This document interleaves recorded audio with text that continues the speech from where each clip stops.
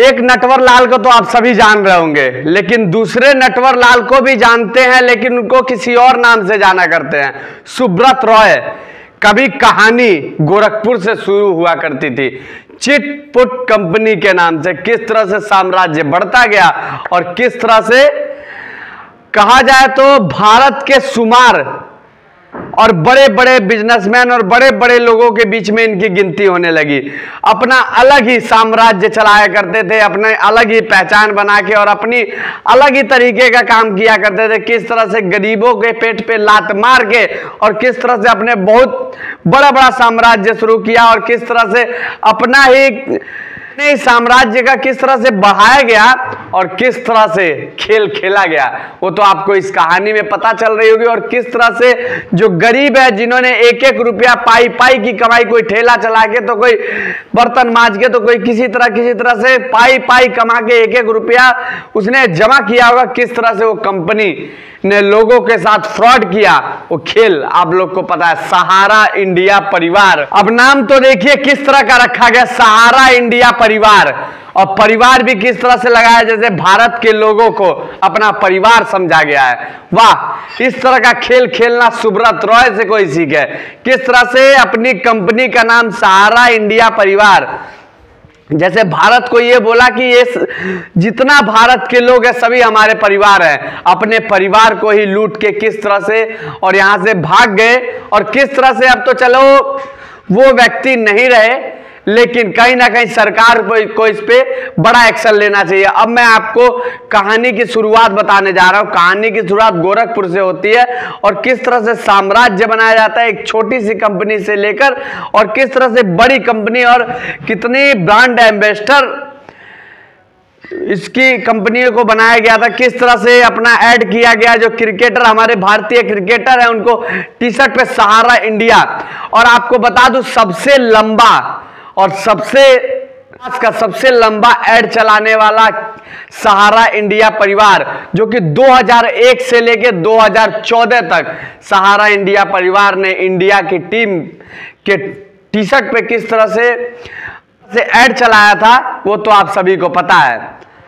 अब आपको ये बता दूं कि भारत का सबसे बड़ा स्कैम नजर आता है तो वो सहारा इंडिया परिवार ने किस तरह से गरीबों के साथ भारत का सबसे बड़ा स्कैम किया। आपको रुपया बता दूं, गरीबों का कितना रुपया फंसा है, 2.5 लाख करोड़ रुपया, जो कि बिहार और यूपी की देखा जाए तो एक तरह से एक महीने की जीडीपी है। वाह, क्या खेल किया गया, क्या गरीबों के साथ खेल किया गया। और किस तरह से जिस तरह से सहारा इंडिया परिवार में लोगों ने पैसा जमा करते गए और किस तरह से उन्होंने अपना साम्राज्य फैलाया, वो तो आपको पता ही है।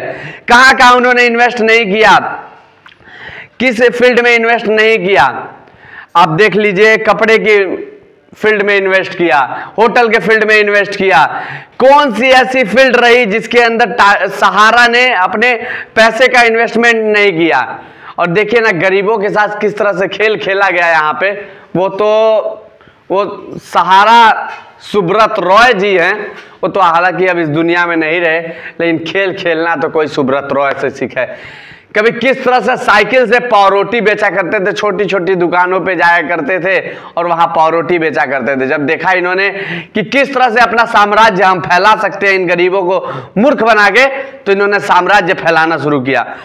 और ये गांव, छोटे छोटे कस्बे, छोटे छोटे गांव, छोटे छोटे गलियों से किस तरह से लोगों ने कोई बर्तन मांज के, कोई कपड़ा धो के, कोई ठेला चला के, तो कोई गाड़ी चला के, तो कोई कहीं मजदूरी करके किस तरह से पाई पाई एक एक रुपया लोगों ने इकट्ठा किया और सहारा इंडिया को एक बड़ा बहुत बिगेस्ट बनाया, सहारा इंडिया परिवार नाम दिया और फ्रॉड करके ये गायब हो गए।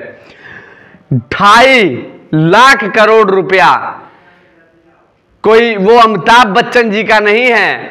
जब इनका कोई इवेंट हुआ करता था तो अमिताभ बच्चन जी को और ना जाने कितने बड़े बड़े सेलिब्रिटी को बुलाया करते थे, कोई फर्क नहीं पड़ता था इनको, सुब्रत रॉय जी को। ये अपनी ही कुछ अलग ही दुनिया चलाते थे।